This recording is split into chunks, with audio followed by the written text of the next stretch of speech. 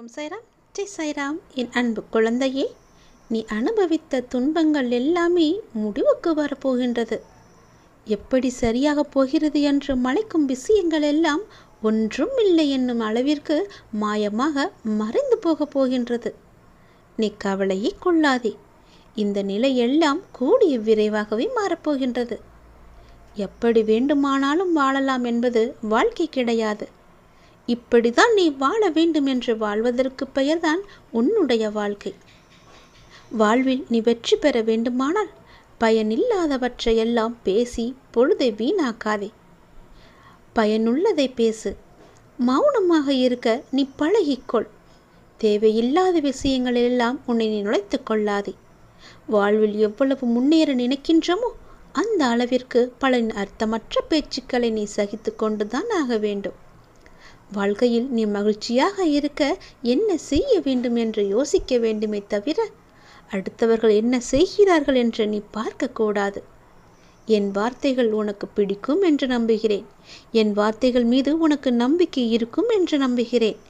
என் வார்த்தைகளை நீ செவி கொடுத்து கேட்பாய் என்று நம்புகிறேன்.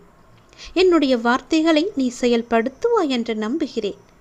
அந்த நம்பிக்கையில்தான் நான் உனக்கு அவ்வப்போது தினம் தினம் எல்லாவற்றையுமே சொல்லிக் கொண்டிருக்கின்றேன். என் வார்த்தைகள் மீது நீ நம்பிக்கை வைத்து செயல்பட்டு பார். கவலைப்படவே மாட்டாய். நான் இருக்கின்றேன் உன்னோடு. எங்கும் எப்போதுமே உன் அப்பா நான் இருக்கின்றேன். உனக்கான இலக்கு எது என்று நிர்ணயித்து விட்டேன். அந்த இலக்கை நோக்கி நீ பயணிக்க வேண்டிய தூரம் சற்று தூரமே. நீ அதை சென்று அடையப் போகின்றாய். உன் இலக்கு உன் கைக்கு கிடைக்கப் போகின்றது. நிமிடத்திற்கு நிமிடம் நின்று விடாமல் மாறிக்கொண்டே இருக்கும் எதையும் மனதிற்குள் பிடித்து நீ வைக்க முற்பட வேண்டாம். இருக்கும் வரை மகிழ்ச்சியோடு இரு. இல்லை என்று ஆன பிறகு நிம்மதியோடு இரு. அது எனக்கு இல்லையே என்ற எண்ணத்தை நீ விட்டுவிடு. இன்று இல்லாவிட்டால் நாளை என்ற எண்ணத்தோடு நீ பழகிப்பார். சென்று பார்.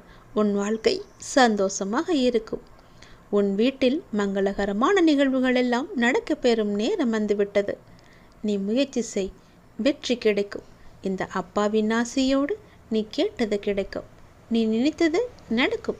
நீ மகிழ்ச்சியாகவே இருக்கப் போகின்றாய். அந்த மனிதனை அளிக்கும் 3 எதிரிகளை மட்டும் உனக்குள்ளே வைத்து கொள்ளாதே. மிகவுமே மோசமானது. நான் என்கின்ற ஆணவம் உனக்கு வேண்டாம். அவனா என்ற பொறாமை உனக்கு வேண்டாம்.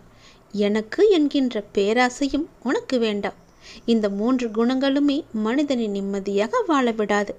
இது மட்டும் உன்னிடத்தில் இல்லை என்றால் நீ நிம்மதியாக சந்தோஷமாக வாழலாம்.